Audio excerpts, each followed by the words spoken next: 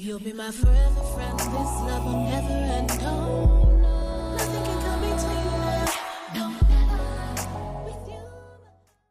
We have great talks about at length pride when it comes to my family, because it is something that, and I think on that same video, someone had made this comment. And they said that basically pride is one of the most deceitful things because it's so easy to identify in someone else and very hard for you to see it within yourself.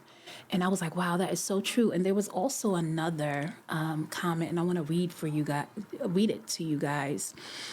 It was on the same platform, and I thought it was really good. And it was the first time that I heard this quote or read this quote from the feed that I was looking at, and it's a quote from C.S. Lewis, and it basically says, "A proud man is always looking down on things and people. And of course, as long as you are looking down, you cannot see something that is above you." Let me read that again. "A proud man is always looking down on things and people. And of course, as long as you are looking down, you cannot see something that is above you." And whew, I thought that was so good. And I think it really does apply to relationships, because one of the first things you're going to do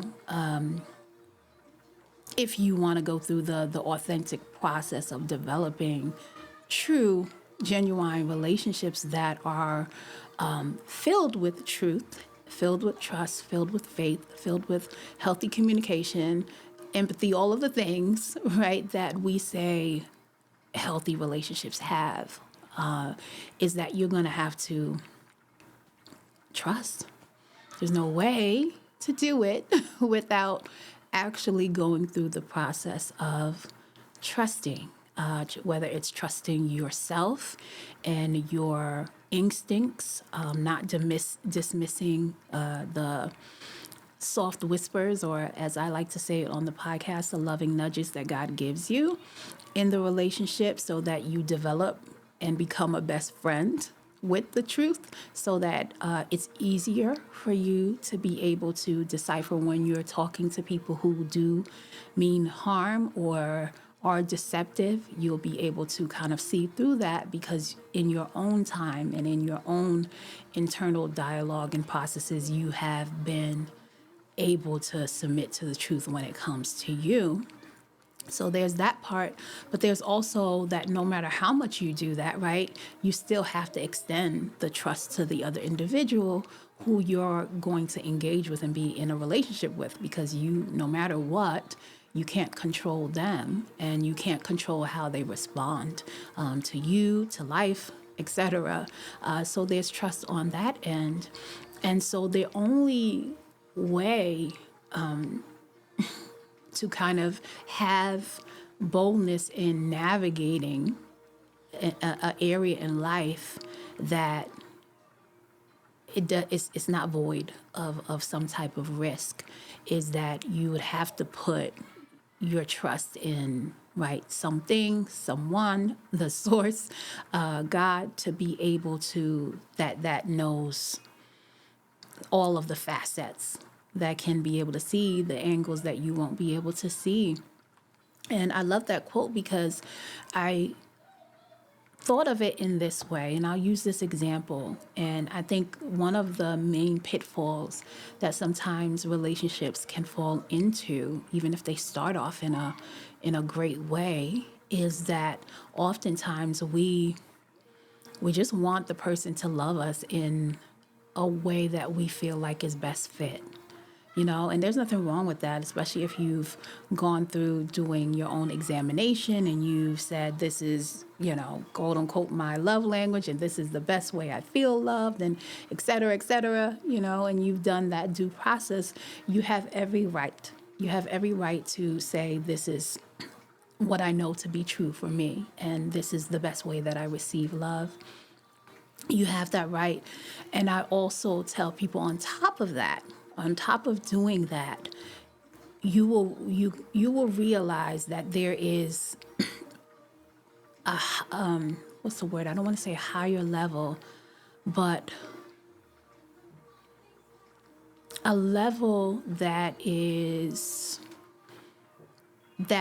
possesses more freedom, when we can choose to be able to relinquish whatever form or whatever attachment that we have, or I'll say it like this, when we can relinquish whatever attachment that we have to a certain form of love coming to us. And I'll explain it this way.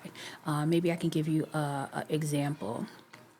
Sometimes I, will say this to my clients, or even if I'm just talking to maybe a couple who's vulnerably opening up a conversation about relationships, whether it's to me and Ben, where we have noticed, and I have noticed definitely, especially when it comes to either long-term relationships or marriages, where you have certain patterns. You have certain patterns that the relationship goes through and gets into, just because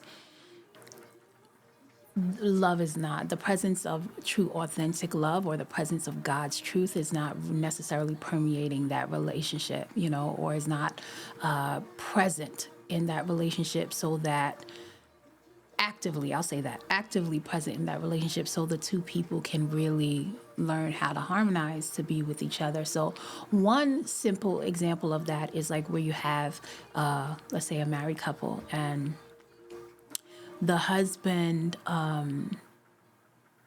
maybe goes away because the wife in the relationship is maybe she's going through something, or maybe she wants him to serve her in a certain way, meaning serve her, meaning like love her in a certain way and do certain things. And because that's not happening in the relationship, or at least that's what she's thinking, because that's not happening in the relationship, there's certain unhappiness that kind of lingers inside of her, because it's not unfolding in the way that she wants. And we all know, and I've said it many times, that when it comes to wanting certain things, or having certain desires in a relationship, the energy, no matter if you're saying something that's right or it's in a right context, if there is energy that is just resonating negatively, it's very hard for the person that you want to, I guess, see you eye to eye. It's going to be hard for them, because that energy, as we know, energy can only be formed or transferred. So what usually happens, because if the man doesn't know exactly how to deal with it, he sometimes will use certain escape routes, whether it's entrench himself in his work, or hang out with his friends, maybe vocalize that to them, or find something else. And in some, on the most negative ends, or the most damaging ends, I should say, maybe find someone else to kind of, another woman, or find peace somewhere else, and further, have a breach of trust in the relationship. So, but that's because the energy, right, in the relationship, if there's nothing taking place, or going on in the relationship to transform the relationship, then they usually just kind of play ping pong with that energy, right? It's kind of like one partner says, tag, you're it. And now whatever the things that I have complaints about you are circulating in my mind. And then maybe it tags the wife, and then she starts thinking about the things that she wishes, would change in her husband. They usually bounce off of each other. And oftentimes, I'll tell the people who, whether it's the man in the situation who desires that person to do certain things, or whether it's the woman, and I'll say to them, oftentimes in relationships, one of the reasons why this type of kind of, my husband likes to call it the devil's hamster wheel, like there are certain patterns and certain systems that you automatically kind of by default fall into if you don't have, right, the certain truthful principles governing your relationship. Then the other ones are going to take over, and those things sometimes are mainly what a lot of people are experiencing. So then those things now become like the truth. Like you'll hear people say, oh, or if trust me, the men who aren't here, let me know if you've ever heard this from maybe other men who say, don't get married because by the time you get married, it's going to be kind of like a headache. You're going to have to deal, you're going to probably have sex less because it changes once you're married, because, you're not going to really, she's just going to try to control you and manipulate you, all kind of things, all kind of things that you hear that are negative and not necessarily the truth. But sometimes when you look around, if you see that this is the pattern that's going on in the relationships, then a lot of people believe it to be true just because the masses are going through it with it. But then we're not talking about why they're going through it. So I'll say that a lot of times when we're in relationships, one of the pitfalls is that we want that person to serve us. Right? We want that person to serve us. And that could come in the best of intentions, saying, if you just love me this way, then we will be fine. And I often tell them that one of the things that I have found to be a pinnacle and has been tried and true through all the different years that whether it's us going in friendship into marriage with my husband that has worked, is that when we're in, our relationship, is that I don't want Ben to serve me. Ben doesn't want me to serve him. We are having that understanding that we are physical representations, prayerfully, of inspiration that direct each other back, right, to God, or maybe not back to God, but just to constantly look to the source from which anything comes from, right? And so it's been great and helpful, one, not to let pride come in, and two, because there's an understanding that if you direct that person to serve, right, God, the source, which created both of us, sometimes you'll think that, or have something in your mind that if this person does this, that, and the third, that this would be the best thing for you.